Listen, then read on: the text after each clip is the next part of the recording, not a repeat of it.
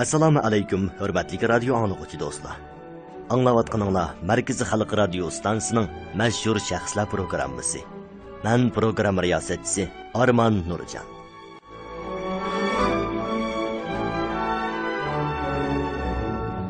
O'g'irlangan g'alba sharaflik bo'lmaydi. Men g'albini har qanday saxtpazlik vositalarining yordami bilan emas, balki ochiq oshkora qo'lga keltirishim kerak. Mana bu mashhur imperator Iskandar Zulqarnaynning o'z qaysarligi va jasoratini namoyon qiladigan so'zi.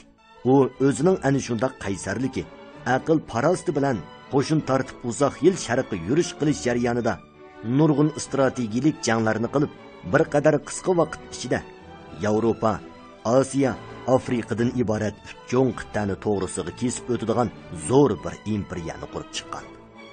Iskandar Zulqarnayn nihoyatda jafoliq sharoitda askarlar bilan hamdamda bo'lib birlikda jang qilgan va o'z askarlariga mening badallarimda hech bo'lmasa oldi tarafimda yaralanmagan yer yo'q. Mayli yaqin orliq yoki uzun orliqdan bo'lsin, mening badanimda iz qoldirmagan birmi qurol yo'q. Elish jarayonida dushmanning qilichlarini tekkan. Qancha o'qya o'qlarining zarbasiga uchirganligimni bilmayman. Kaltaklanish va toshlarning zarbasiga uchrashishimmi hisobsiz bo'ldi. Bularning hammasi sizlar uchun, sizlarning shon sharafinglar va boyliqinglar uchun edi. Men sizlarni boshlab g'oliblarcha qiyofatda quruqliqlar, dengiz okeanlar, daryo eqinlari, tog' tizminlari, tuzlanliklarni birla bosdim. Nurg'un g'albalarni qo'lga keltirdim. Sizlarning har biringlar mening tuqqanim degan edi. U nurg'un janglarda g'alaba qilib, har qaysi joylarda o'z nomi bilan atalgan yangi shaharlarni barpo qildi. Shundaqla uning qoldirgan izlari insoniyat tarixining zo'r taraqqiyotlarini qo'lga keltirdi. Afsus, u uzoq yashay olmadi. Bir umr jafo mushaqqati jang qilib, oxirida g'alba mevasini amdili tetishiga hayotidan ayrildi. Xo'sh, radio anglag'uchi do'stlar, biz bugun sizlarga ulug' imperator Iskandar Zulqarnaynning hayotiy faoliyatining davomini so'zlab bermoqchi. Yoqtirib anglag'aysizlar.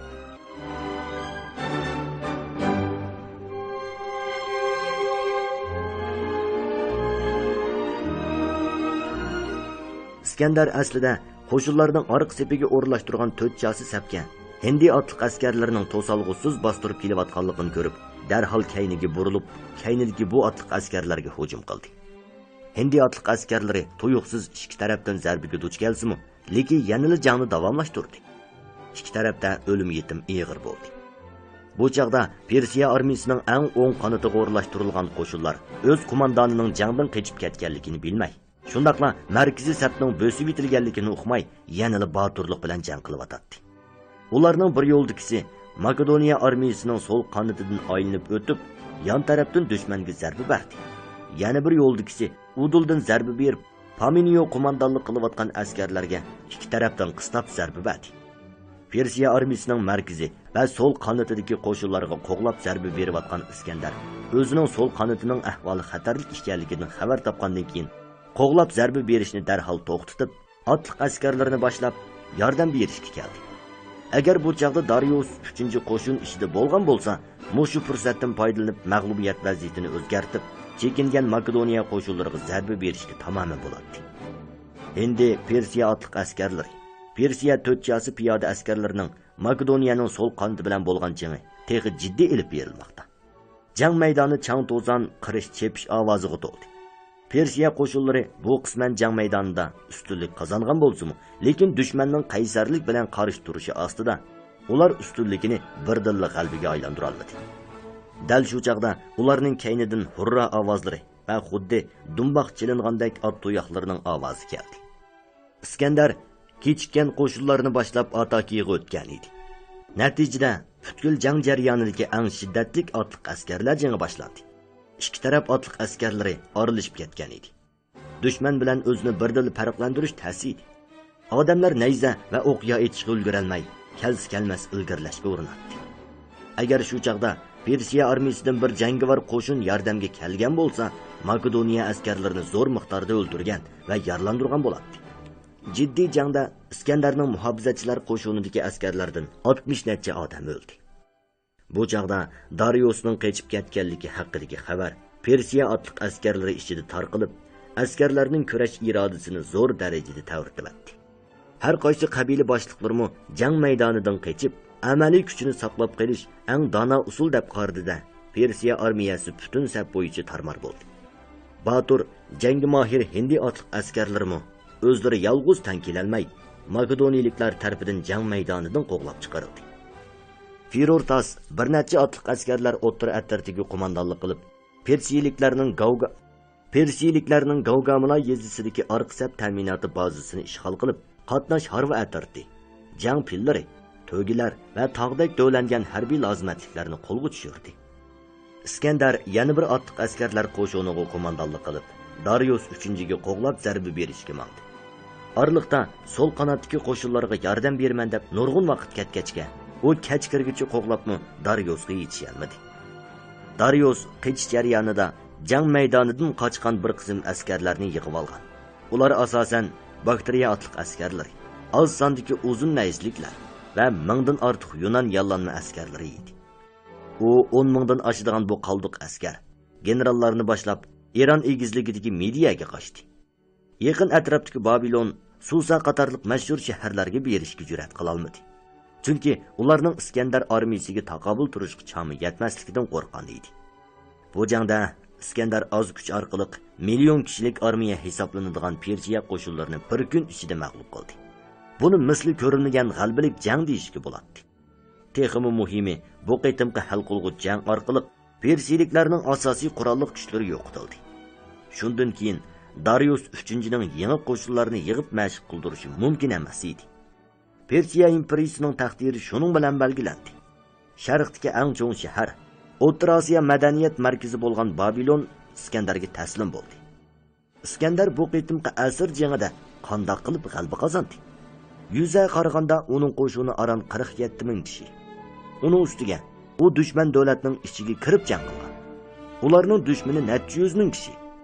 Agar kutib turib, halsizlangan dushmanga zarba berish usuli qo'llanilsa, Iskandarning g'alaba qilishi mutlaq mumkin emas deb ko'rinsa-mu, lekin yanada ilgarilab tahlil qilganda ikki tarafdagi afzallik, nacharlik texim oydinlashtirildi. Oldi bilan Makedoniya qo'shinlari har yili jang qilib, mo'l jang tajribasi va mahoratga ega bo'lgan. Persiya armiyasining odami ko'p bo'lsa-mu, lekin har qaysi millat va joylardan vaqtliq yig'ilgan oddiy fuqarolar bo'lib, ko'p sondagisi hech qancha harbiy mashq ko'rmagan. Jang mahorati va tajribasidan so'z echish texmi mumkin emas edi. Persiya qo'shinida Hindi otliq askarlari qatorliq jangovarligi kuchliroq ba'zi qo'shinlar bo'lsa-mu, lekin to'g'ri qo'mondonlik va jonliq boshqarishdan ayrilgan.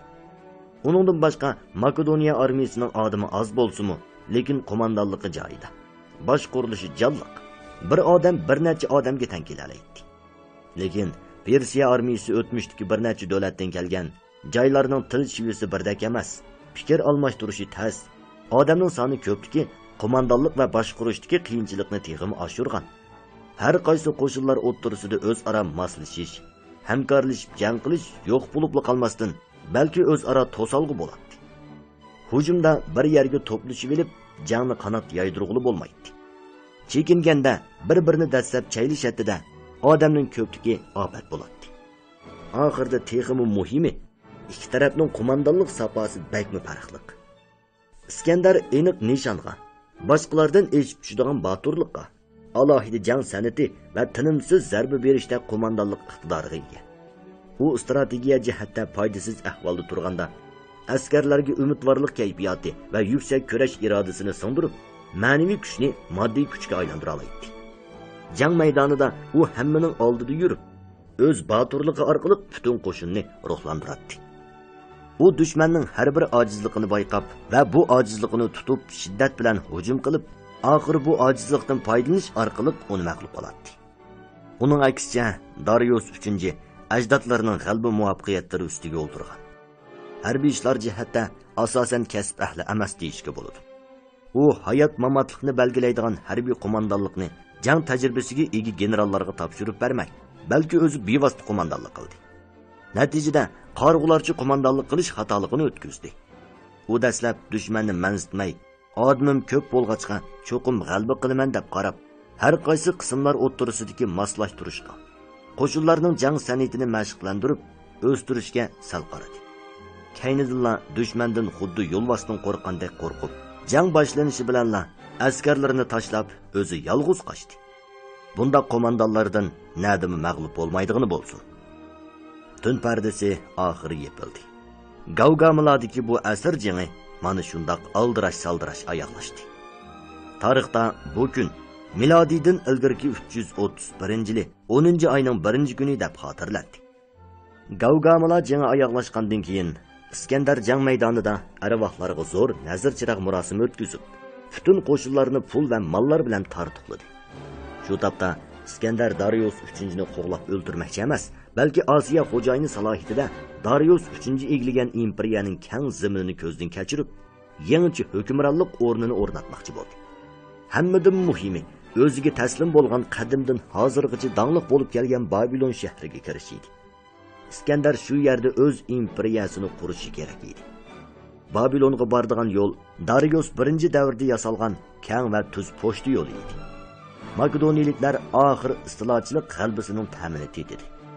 Babilon sepli tuvida butun shahardagi amaldorlarni boshlab Iskandarni qarshi olg'ili boshqa kishi emas, balki Gavgamila jang maydonida Paminioni mag'lub qilishga tas qolgan mashhur Persiya qo'mondoni Messavos edi.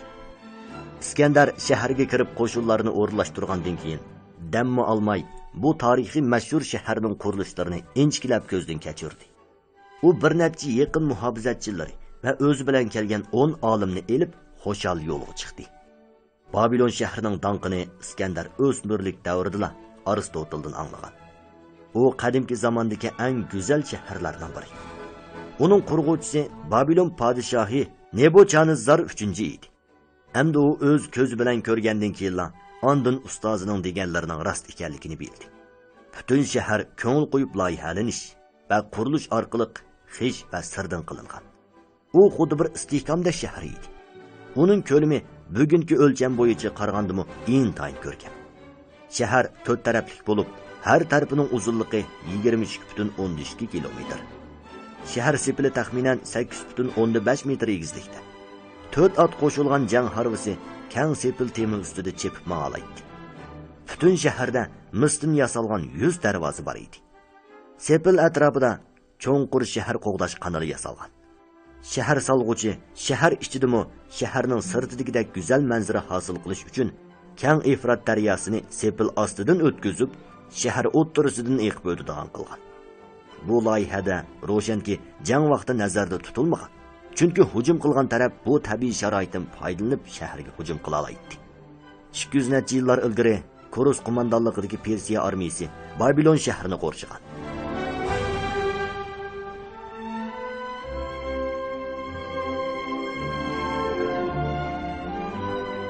Shahardagi hukmron shahar sepilining egizligi va puxtaligiga tayinib hujum qilguvchilarni qilchi nazarga ilmay ziyofat o'tkazgan.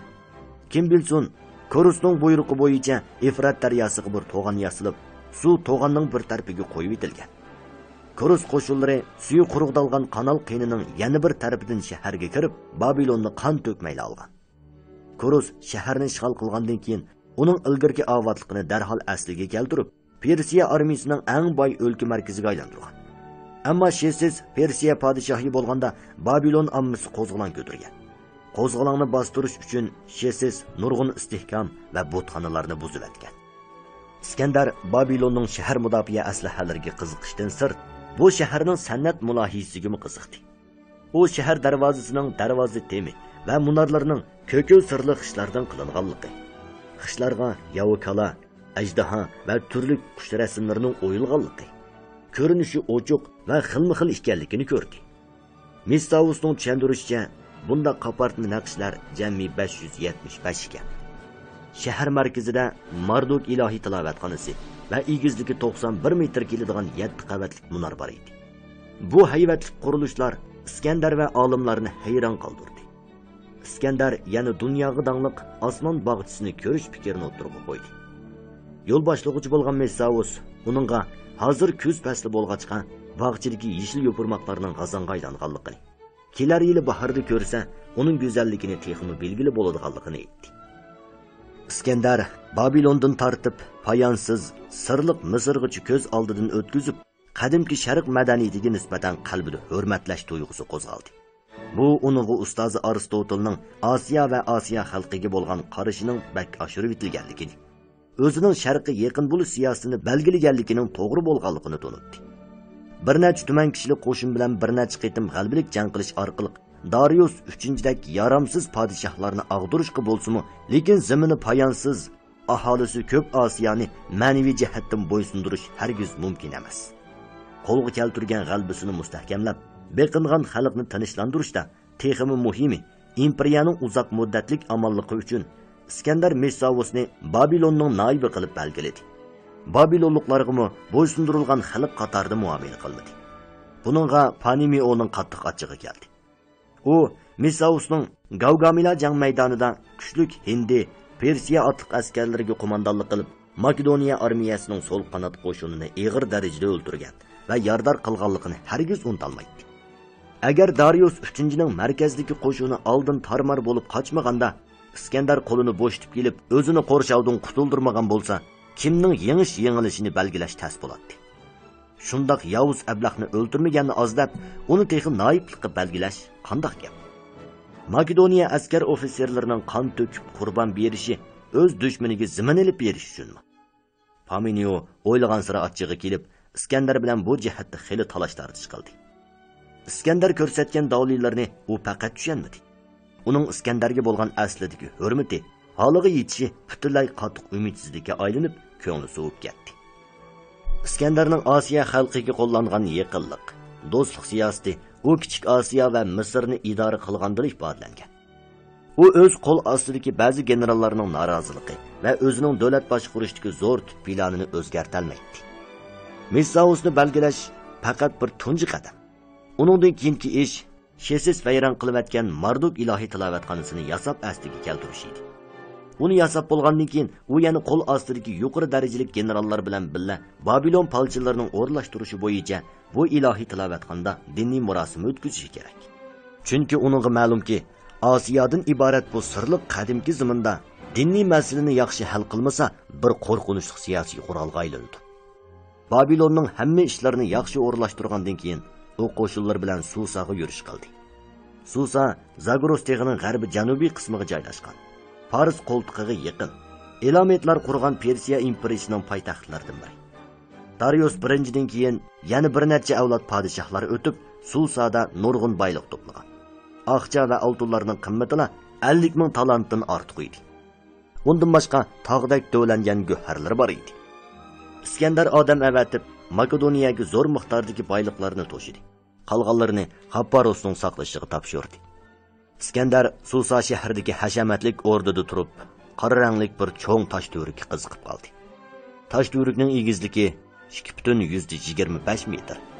Usti qismiga 65 sm egizlikda qopartma naqsh qilingan. Ostiga Babilon mix xatlari qo'yiq yozilgan. Bu milodiydan ilgirki 18-asrda o'tgan qadimki Babilon podshohi Hammurapi e'lon qilgan qonunlar to'plami edi. Bu dunyo bo'yicha eng baldur sistemlashtirilgan bir qonun moddalari edi. Tosh to'rikning yuqori qismidagi qopartma naqsh podshohlik hokimiyatining mazmuni edi. O'rindiqda o'ltirgani quyosh ilohiy samash bo'lib, u bir qonunlar to'plamini oldida o'ri turgan Hammuraga taqdim qilib atadi. Hammurapi qadimki Babilonning talantli bir siyosiy yo'li. U taxtda o'ltirgan 42 yil jarayonida Babilonni bir kuchli davlatga aylantirgan. U kalendarni e'lon qilgan. Chorvachilikni rivojlantirishga yo'l yo'riq berib, daryolarni tozalash, suv transportini asliga keltirishga farmon tushirgan. U bajig'ish, turli dilolarni bartaraf qilishga ahamiyat bergan. U har kuni bartaraf qiladigan iltimos va arz qiladigan dilolar bak ko'p bo'lg'achqa bartaraf qilishga yetishib bo'la olmagan. Aqlli podshoh ilgirki parch-purat ba'zi qonun hujjatlarini yig'ib, bir qonunlar to'plamini tuzgan. Hammurapi qonunni tosh to'rikka o'ydirib, Babilonning Marduk ilohiy tilovatxonasiga qurg'izgan. Bu qonunlar to'plami 282 moddalik, taxminan 8000 xatlik edi. Persiya qo'shinlari Babilonni ishg'ol qilgan mezgilda bu yumaloq to'rikni bulab Susaga elib borgan. Shunga Iskandar va uning bilan birga kelgan olimlar Susada Babilon yumaloq to'rikini ko'rdi. Iskandar va qo'shin bilan birga yurgan tarixshunoslar, tilshunoslar va geograflar uyqu va tamoqni unutgan holda to'rikdagi ufrab ketgan mix xatlarni tunishga tirishdi.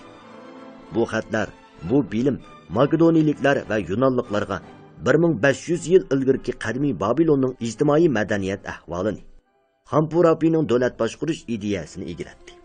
Masalan, qonunlar to'plamida savdogarlar joylarga berib tijorat qilganda, agar mol va aqchilarni qaroqchilar bulab ketsa, Tangri oldida yolg'on aytmaganligiga qasam ichsa, uning ziyni podshoh tarafidan to'lab beriladi deb belgilangan. Ro'shanki, bu bir xil savdo taraqqiyotni qo'g'dashning tadbiri bo'lgan. Agar xalq ichidagi haq talab ziddiyatlarini hal qilishda qonunlar to'plamidagi bir taraf qilish prinsipi ko'z o'yg'anning ko'zini o'yish, tish chaqqanning tishini cheqishdan, ya'ni ikki erkin puxra urushib qilib, biri yan birining ko'zini qarg'u qilib qo'ygan bo'lsa, qarshi tarafning bir ko'zini qarg'u qilish, boshqalarning tishini cheqayotgan odamning tishini cheqishdan iborat bo'lgan. Qonunlar to'plamida yana ayollar va bolalar haqidagi moddalar bo'lgan. Masalan, agar bir er kishi qo'l bilan xohlagancha bir ayol kishini ko'rsatsa, ayollarni haqoratlash deb qaralgan. Agar u ko'rsatilgan ayolning uyatsiz harakatlarini isbotlab bera olmasa, bu er kishi sudchi oldida qamchilangan. Yana uning chechi va soqilining yermi qirqib etilgan. Albatta, bu modda quldorlar yoki erkin xalqni qo'g'disimi, qullar hargiz buning ishiga kirmaydi. Yana ba'zi moddalar Iskandarning qarashicha bak bema'ni, hech qanday ilmiyligi yo'q bo'lib, olimlarni kuldirib atgan bo'lsa-mu, lekin Iskandar donolik bilan bu qonunning o'zi bebaho, uning mazmuni bilan ko'ringlar bo'lmoqda. Qonunlar to'plami bizga cho'nqur ilhom berdi. U bo'lsa-mu, biz qonun orqali boshqariladigan bir jamiyat qurishimiz kerak dedi. Shu maydondagi olimlarning hammasi Iskandarning kelgusi imperiya uchun texmi mukammal, texmi ilmiy ijtimoiy tuzumni tasavvur qilayotganligini faraz qilishdi. Iskandar armiyasi Babilon va Susada bir mazgil tinch turmush o'tkazdi. Generallar zo'r miqdorda boylikka erishib, kun bo'yi aysh-ishrat, kayib sapo bilan bo'ldi. Iskandarmo Sharq hashamatiga maftun bo'ldi. U Babilonni o'z imperiyasining poytaxti qildi. Dariusning kiyim-kechaklariga taqlid qilib, go'harlar qochlangan to'q qizil rangli to'n, beshiga usti keng, osti tor bo'lgan yumshoq bosh kiyimi shaklidagi 3 bo'laklik toj kiydi. Keng yanglari yerga sangilaydi. U o'ziga Babilon va olam podshohi degan bir nomni qo'shdi. U pulni paxaldek xajlaydigan boyashab turmush kechirishga boshladi. O'rnida kayni-kaynidan zo'r ziyofatlar o'tkazdi. Nurg'un kishilar taltukis qalbi qildik. Shunga kun bo'yi shod-xo'ramlik, ziyofat bilan o'tsak bo'ladi deb qarasa, Iskandar yanada sagahlik bilan Darius 3-texi o'lmadi. U bir kun hayot bo'lsa, mening shu kunlik o'rnim turaqliq bo'lmaydi deydi. Uning yana Hindistonni o'z ichiga olgan butkul Osiyoni bo'ysundirish qari niyatimi bor edi. Hozir u texi bu yo'lning amdili yerimini mangdi.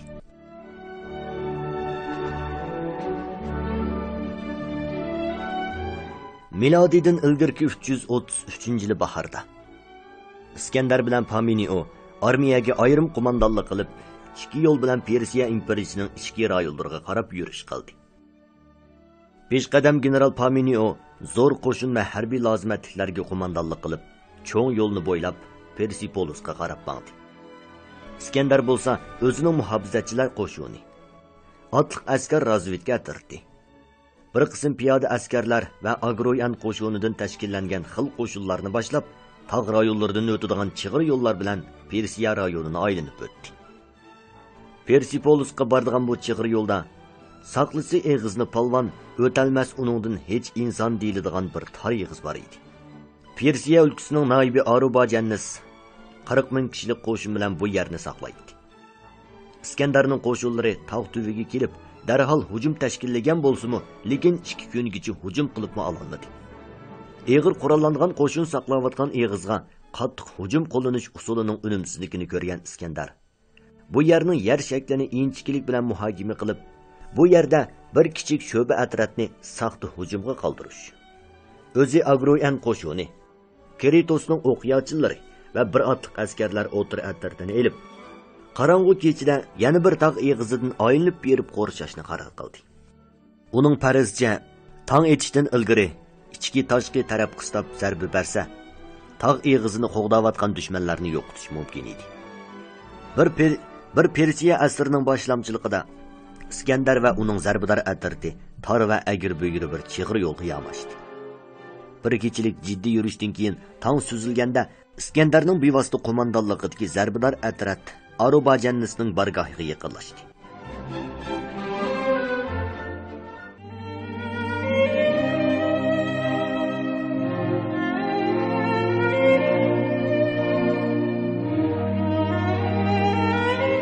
Bu tarixlar sizning va bizning turmushimizga o'xshash oddiygina turmushdan putilgan.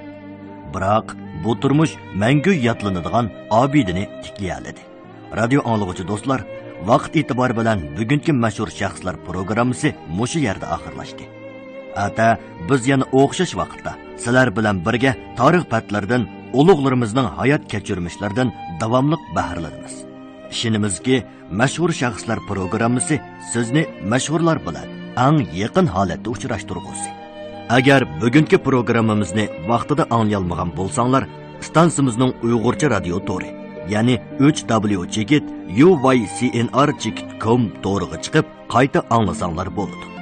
Mashhur shaxslar programmasi har kuni Beijing vaqti tushdan keyin soat 18 dan 30 minut o'tganda, Urumchi vaqti soat 16 dan 30 minut o'tganda, takror anglatish vaqti Beijing vaqti kech soat 0 da, Urumchi vaqti 22 da davomli huzuringlarda bo'ladi. Bugungi programmamizning texnik muharriri Dilara Farruh, muharrir Abduvoyid Niyoz, mas'ul muharrir Dildor Muhammad Rahim, bosh nazoratchi Gulbahor G'ofur. Mikrofon oldida Arman Nurjan. Xayr xo'sh, kelarki sonda ko'rishaylik.